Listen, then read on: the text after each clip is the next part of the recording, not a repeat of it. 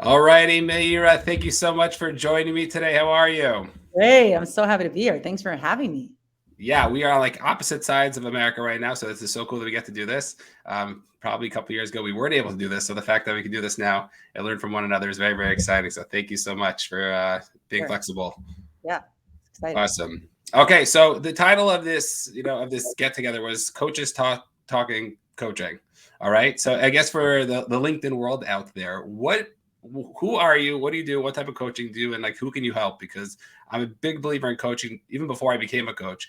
And there's so many people who just don't know what's going on. It's like, explain to the world like what you do. Yeah, thanks. And it's hard. It's funny. One of the things I do, not even outside of coaching, is I teach this inside the box method of innovation. And I always joke that even though I teach this in the box as opposed to out of the box, I'm one of these people that you really can't put in a box. Because when people ask me, like, what do you do? I'm like, well, I don't know what you mean, because I do a lot of things. But when we talk about coaching specifically, my real focus is business coaching. So it Okay. might be, I do help. It's funny because when we say business, a lot of us just think, I have a business, I want to expand, and obviously I do help with that. And then as well, really focusing on nonprofits who are looking to get a little bit more business direction. A lot of nonprofits. I work in nonprofit. I've been in that space for almost 20 years, and there's just a lot of stuff that we're doing. We are expected to do a lot of business things, but we don't always have the skills. And I find that a lot of people we're running around, chickens without heads. And just to have someone who comes in, either again for profit or for nonprofit, but coming in with that experience and being able to guide them is really like the focus of, I would say, in terms of my clients. People are coming to me, it's really for like that business help. Again, whether it's in the for-profit or nonprofit space. Okay, So cool.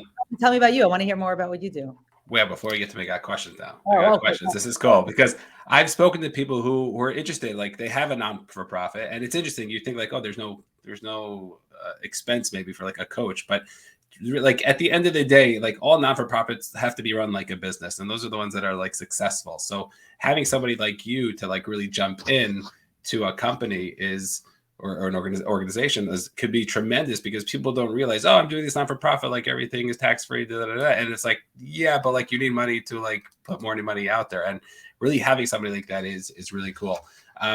Yeah, I'll You just add, a lot of times people say, we're nonprofit, we don't have the budget. Like, you know, I work in nonprofit and there's money for the things that people want to spend money on.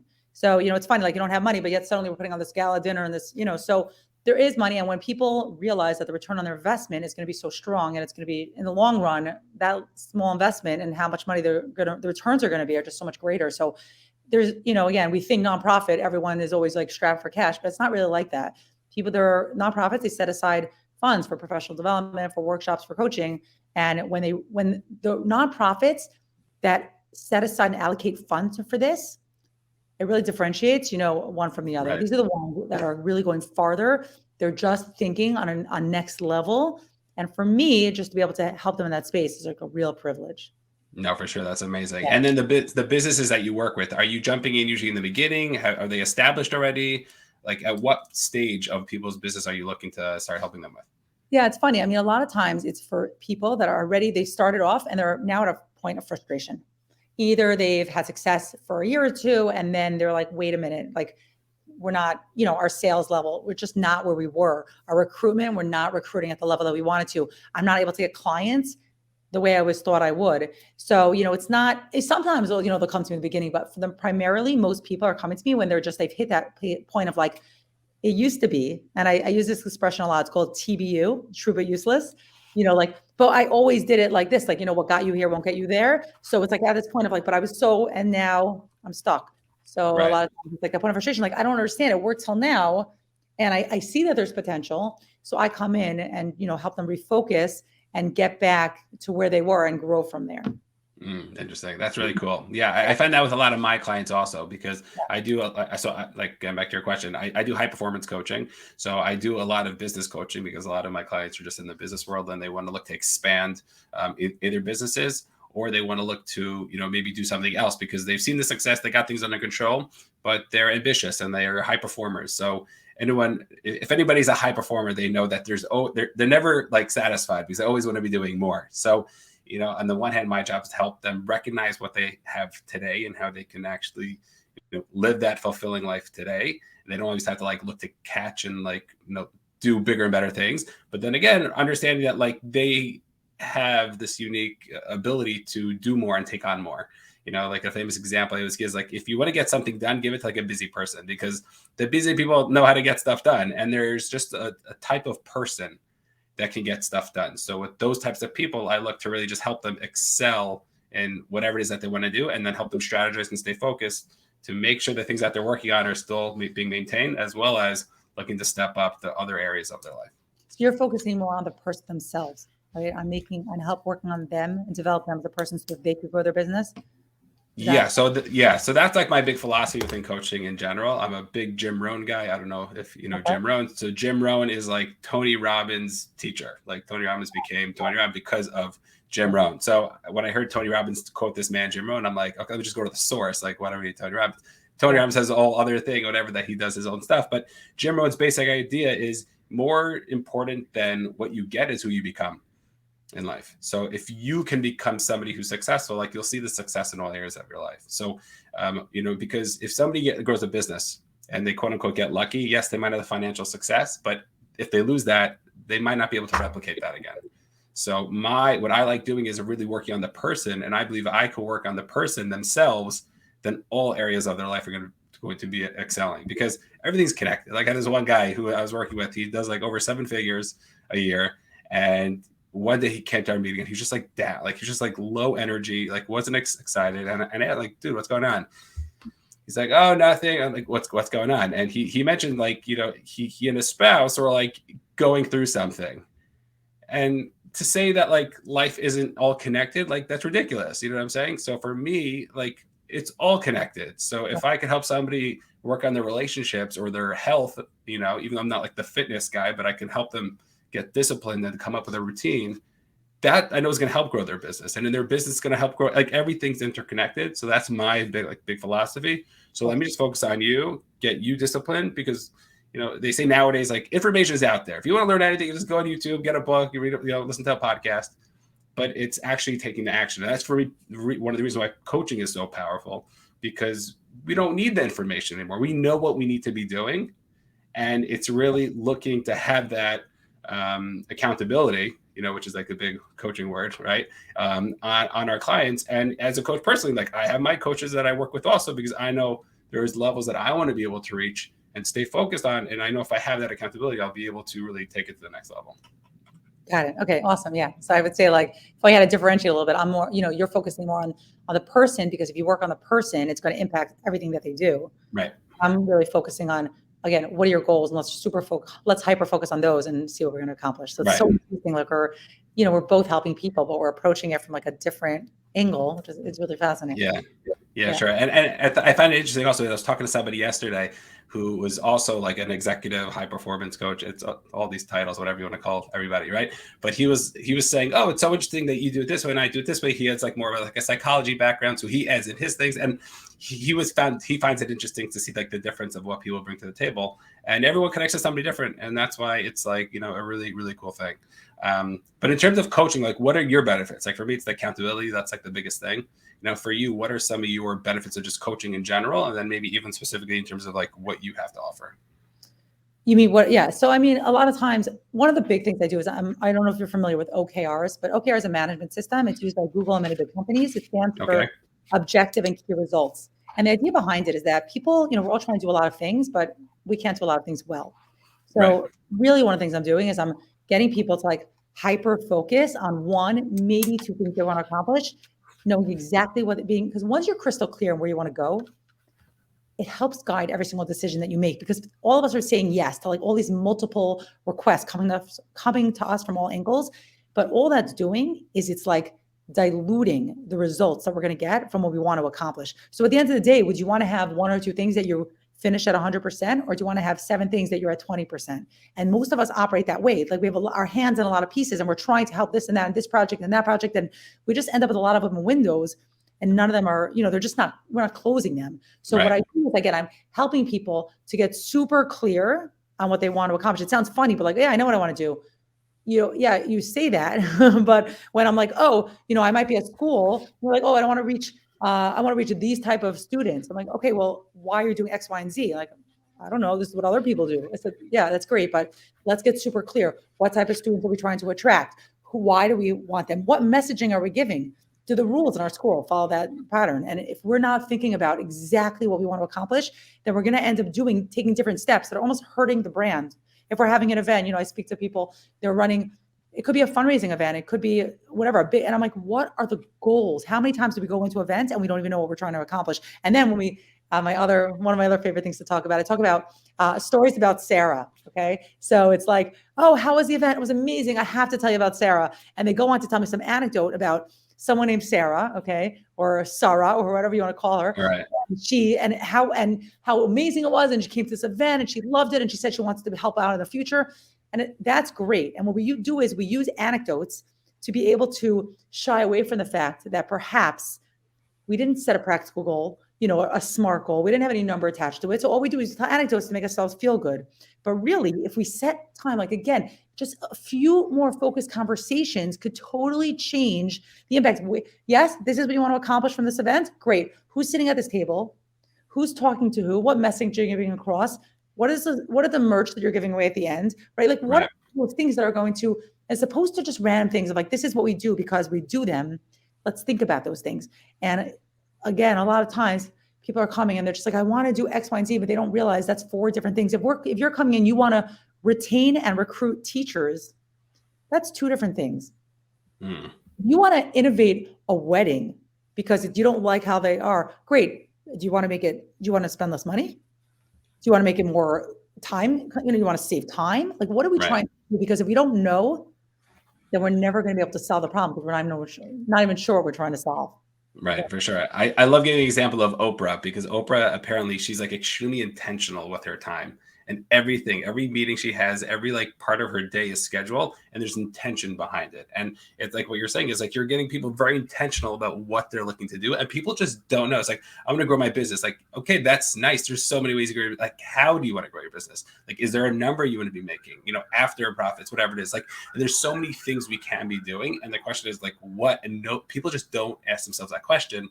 Or they don't go like the layers deep to ask that question. Yeah, you know what? If somebody says, I want to get clients, and I say, okay, are you trying to get a certain number of clients or certain revenue from clients? That one question is going to determine a lot of things because if your goal is to get a certain amount of clients, then you might just take discounted clients because you want to hit a certain number.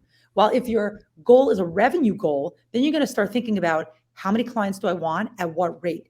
And that one question is going to completely alter the way you charge, the way you recruit. Are you just looking for, you want 100 clients? Great. You want 100 clients to pay you $100? Do you want 10 clients to pay you $10,000? Like, what are we trying to do over here? Right. And that one, it says like, oh, I just want more clients. Really? What do you want from that? And just like that one clarifying question and getting them to think like, oh yeah, like what do I want? Is it the number? Am I going to be happy with a lot of clients just so I could feel like I have 100 clients? And you know what? Maybe it is. Maybe in the beginning you just want a lot of clients. But after that might change also. So really being super clear on the why and what you're trying to do. Right. Yeah, I think that's huge. And so many people just don't know, which is why I'm a big believer in coaching in the first place. In terms of like some of the struggles that your clients go through. Okay. So like, usually as coaches, we see like a theme that we like to help our clients with. Are there any themes that you see that your clients go through? And I mentioned it before, but I think a lot of it is the stagnation of, I did this already and it worked in the past. Why is it not working anymore? Like I used to be able to just put out a LinkedIn post and I got, 5 referrals from there and we had discovery calls and suddenly I had clients, but that's not working. Or I used to just advertise my program or my class or my camp and people just came. And now I'm finding that it's not working. Now, some of it also, there's one piece of it is a lot of it is mind over matter. And I find a lot of the things that are stopping people from being successful is the thoughts in their minds. Right. So when I'm working with people and I'll say, okay, I want you to, you need to do one more step. So before you've just put stuff out, I want you to call people and they'll say, oh, that'll make me sound desperate. Actually, really? Okay. I don't think that. If you called me and said, oh, hey, I just want to let you know I'm doing this coaching. I think I can help you. And my first thought wouldn't be, wow, this guy's really desperate. Like, why is he calling me? He must be desperate. But in your mind, that's what you think. And I actually working with one client now, trying to recruit also for a camp that he runs. And he kept saying to me, oh, I'm not going to do the parents. You want me to do an event and you want to follow up? That's going to make me. And I said, try it. I said, don't even call me back until after you spoke to 10 parents. And after the phone calls and after the signups came, I said, I just want to ask you, how many of those parents said, wow, you must be desperate that you're getting this promotion? And Right. it was zero. Right. It was zero because in his mind, that is desperate. But not everyone thinks that. And so many of the things that are stopping us are the blocks that we set for ourselves. I can't ask them. They would never, I'm so much, lower down than them. They have way more experience. I'm younger than them. All of these self-doubt. We're doing this to ourselves. Right. No, for sure. Like, that coach to say to you, like, I think this is in your head. Right. Right. And tell me for you, like what? Yeah. So that's definitely a big one. Mindset, limiting beliefs. I just came out with a book, $10 on Amazon, Lost and Found. It's one of my chapters about just like limiting beliefs. People just psyching themselves out, and they have these, these ideas of what people are going to perceive them as and how things are going to go on in like their life, but like it's just not true. And a lot of it just like coming off confident, and if you could do that, then like you'll be able to do and get and really achieve the things that you want to achieve. But for me, one of the things, it's ironic because you think that people who already see the success won't have this, but I work a lot on confidence.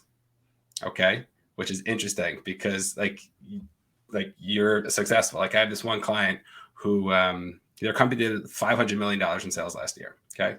Which is like not a small number. Okay. And it's a sales type of job. And he called me. He's like, Bennett, like I'm losing my confidence. I'm like, you could teach me how to do sales. Like, what are you saying? You lost your confidence? Like, what does that mean? And he was saying how he had a situation with a client of his who he was trying to build this relationship for like months and going on. And he just felt like he was being like schlepped along. And there was a time where this guy really embarrassed him in front of the other person's whole team. And he's like, after that point, like, I just got shot. Like I just can't pick up a phone call. Somebody calls me and it's already a warm lead. Like that's an easy one. But for me to like do any cold calling or reaching out to people, like I can't even send a text. I can't do it. Like I need help. And I'm like, all right, let's start from the basics. And it's really like, let's just call people and it's not worrying about the results. Like I have this like whole sales process of like what we could do to start getting more comfortable with it. But it was so interesting to see that he was just not as confident as he used to be. But then also when you're looking to take it to the next level, like, and people, and in my camp are like, since they're not there yet, they're not used to it, so they don't feel like they can do it, and it's really like telling themselves, oh yeah, like but like 3 years ago when you started your other company, like you probably felt the same way. He's like, yeah, so like, and now look at you, and that's like very easy. And one of the big things that I talk about, Rich Litvin, I heard this from Rich Litvin, one of the coaches I listened to, and he was saying how courage comes before confidence. And so many times we're scared to do something, but we're not supposed to be confident right away. We're supposed to be courageous. And we can look to step into the moment first, then we'll build our confidence and we'll be able to do those things. And people don't realize that. They think I need to step up. I need to be confident right away. There's a whole difference between like what is, what's false confidence or overconfidence, right? And there's a difference between the two. And we have to recognize that sometimes it's going to be scary. And the point is like, we're not supposed to be confident because we've never done it before. If like I would get up and like want to sing on stage somewhere, like I'm not gonna be confident as like it's a joke because I've never done it before. But after I do it 20, 30, 50 times, then I could start feeling excited about it. And it's really then changing like our biochemistry, try to get like excited as opposed to nervous, but like that's like a whole other thing. But like we can look to be confident in doing those things, but first we got to be courageous. And it's really slowly building that process, which is exciting for me. And that's I love working with those types of people. That's great. Yeah. So what are some of like I know we spoke about some of the struggles, but like what are some of the, like practical pieces of advice that like you speak with your clients, and we have a couple of minutes left, like that you speak to them about that, like, or even anybody listen to this, like this is where you can start because this one small change can really change like a lot.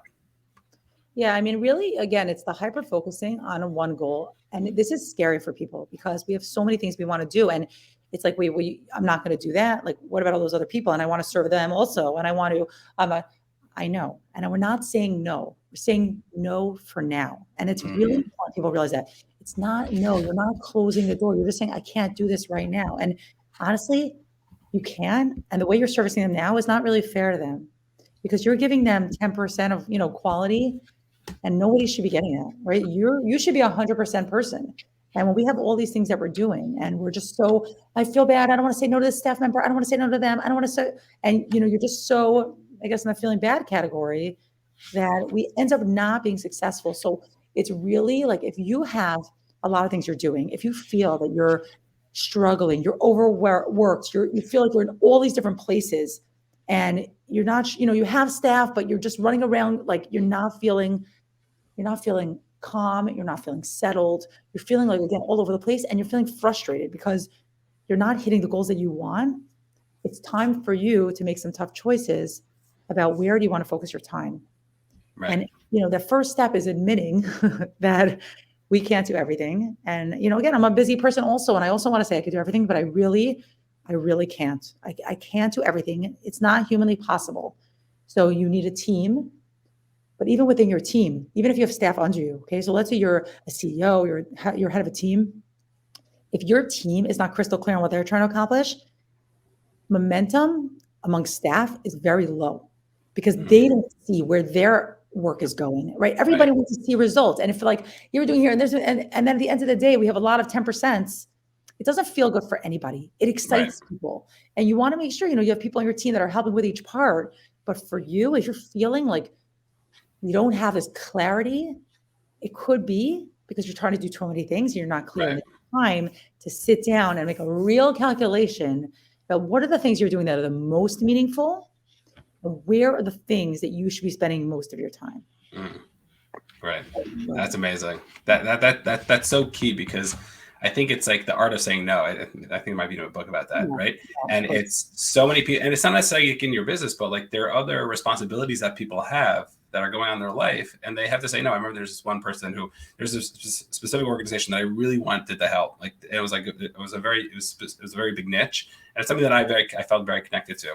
And this person wanted to be like help run his company, and I'm like, I know if I want to do this right, like I'm gonna need to put like time in. He's like, no, it's only like 20 minutes a day, 15 minutes a day. I'm like, I know it's not going to be 15, 20 minutes. Like I'm not going to want to only put in 15, 20 minutes a day. And I'm going back and forth. And I'm like, this is like one of those times, like it's a no for now. Like I can't say yes because I have other priorities that are important to me. And it's important because it's a lot easier to say no, maybe let me think about it, let me get back to you if things open up, than saying yes and then realizing, okay, like this is not working. I also want to just add one piece is that, in my home, we have a joke that when a parent says maybe, it really means no later. Okay. So if we have this like maybe, like, maybe really means no, we just don't want to tell you. I think a lot of people have a hard time saying no. So I do want to say it's no for now, but if there are things that are no, let's say no and stop dragging people along. And sometimes it's, helping people come to that place of like, it's time to say no and stop saying maybe to everything. It's not healthy and it's not fair to the people around you. And it's just not. You're giving all these people false hopes that it might work out. If it might work out and it isn't over for later, for now, yeah, let's say maybe. And let's say, why don't we circle back in a few months? Right. But when it's a no forever, right. Let's say no. Yeah. Let's practice that. And it's hard for people to do that, but it's so healthy. Right. Yeah. No, that's so tough. It's so tough. So if you're listening, that's your challenge. If there's something that you're going to be saying no to, you're just being nice. Yeah. Say no, do them a favor, do yourself a favor, get it off your plate and move forward. Yeah. Meera, this was a pleasure speaking to you. Thank you so much. Where can people find out more about you? I'll link sure. Course, but where? Yeah, well, my website is meetyourspvac.com, or they can contact me on LinkedIn. Yeah, exactly. It's my name, not an easy name to remember, but if you remember it, that's who you contact me, and I would love to connect with you if you have any more questions. Amazing. All right, man. bwschwartz.com. I have a WhatsApp group. If anybody wants to join it, feel free. I'm actually starting this community, which is actually really cool. This online platform where people can network and talk and whatnot. So more on that as the following days come. But thank you so much, Meera. It's been a pleasure, and we'll be in touch. Great, you too.